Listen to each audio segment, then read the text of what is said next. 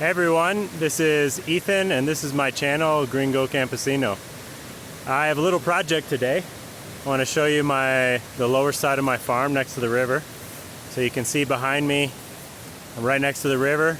The neighbors up there have their horses drinking by the river.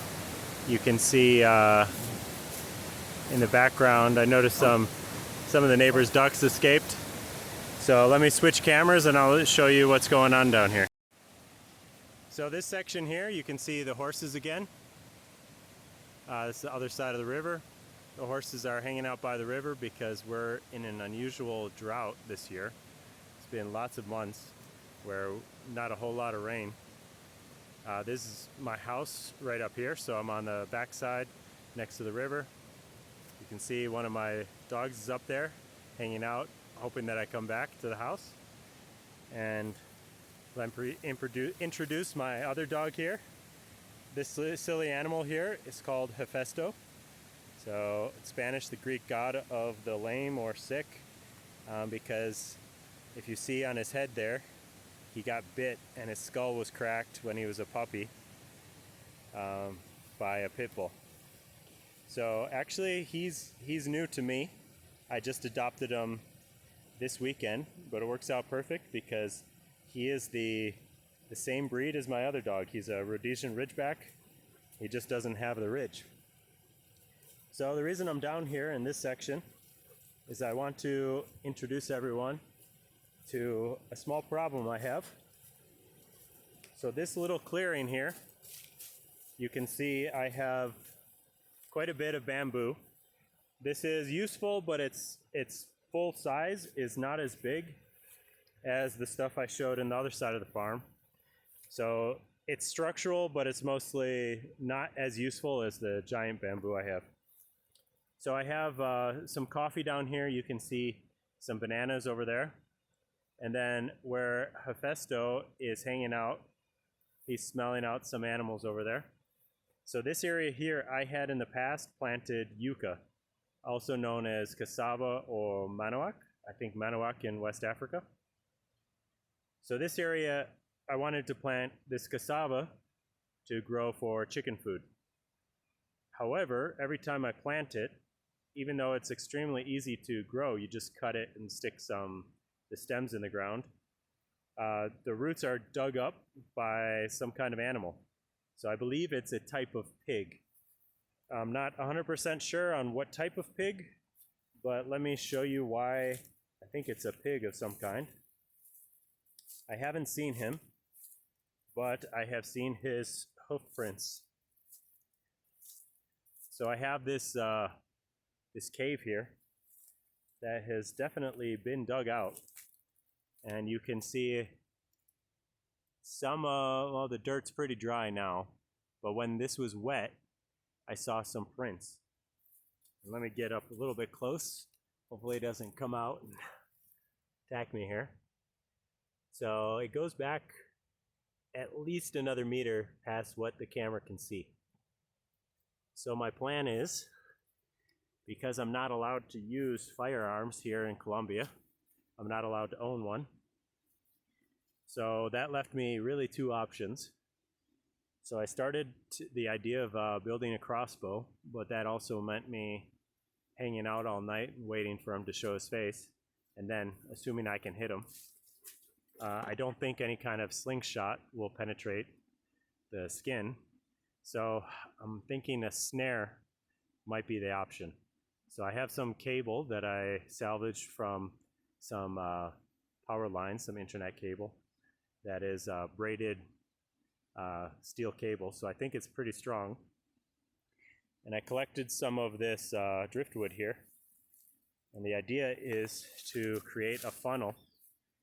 So when this nocturnal pig of some kind comes out, the whole idea is to snare him and to see if he hangs himself or makes enough noise where I can come out and terminate him with a hatchet.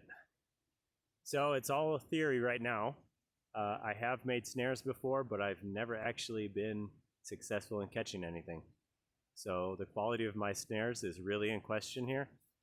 I'm not an expert in any way, so don't take this as a how-to video. I'm just letting you follow some of the small challenges of life in the rural countryside of Colombia. So let me stop here. I'll start the video when I set up this funnel. Then I'm going to wait a couple days to see if I get some footprints through the funnel, and then I'll set up the snare. So stay tuned. Okay, so I'm back, and this is the cave. So you can see I use some of this driftwood to funnel the entrance. Or in this case, I think he's nocturnal, so I think he's in there. And I think he's probably sleeping, so tonight he will be forced, unless there's another entrance I don't see, he will be forced to come through this area. So the plan is to use this braided steel wire as a snare, and I'm going to hang it up here, so it's kind of a counterweight snare. So hopefully as he triggers it, I'll have something fall down and pull the snare tight, and in theory he won't be able to escape, and hopefully he'll be squealing really loud, wake up my dogs, and we'll test out the tenacity of my lion hunting dogs. So they're Rhodesian Ridgebacks. I've seen Sirius take on a big bull before, and I think he came out the winner. But he's getting a little older and lazy. He's about 8 now, and Hefesto here is unproven with animals. So we'll see what happens. I'll keep you updated. Okay, so this is what I came up with. Again, I want to emphasize I am not a professional in this in any way. So I have a stake in the ground there holding up a counterweight and this snare here, and then follow the cable up, goes over a roof, and I have this old piece of railroad track as a counterweight. So the idea is he comes out, he pushes this stick here, releasing the snare from the stake and hanging him hopefully with enough weight that he won't be able to chew his way free or run off. So that's the theory that I'm going with. So let me do some final touches here, and then hopefully I'll catch some pig. Hello everyone, this is a few days later. I'll give you an update on the trap and the pig. As you can see, I'm down in this field, this lower field again. We've added a couple fences, some bamboo protection against the sheep. It's not necessarily going to stop a pig, but I think it will detract them from being interested in the roots around my lemon trees here. I haven't had any activity in the trap, so I don't know if it's my activity, the fact that I have a new dog patrolling, but the pig doesn't seem to be interested anymore. So I'm just here showing you the trap again. It hasn't been triggered. I don't see any footprints, though it is pretty dry. It doesn't look like there's any activity right now.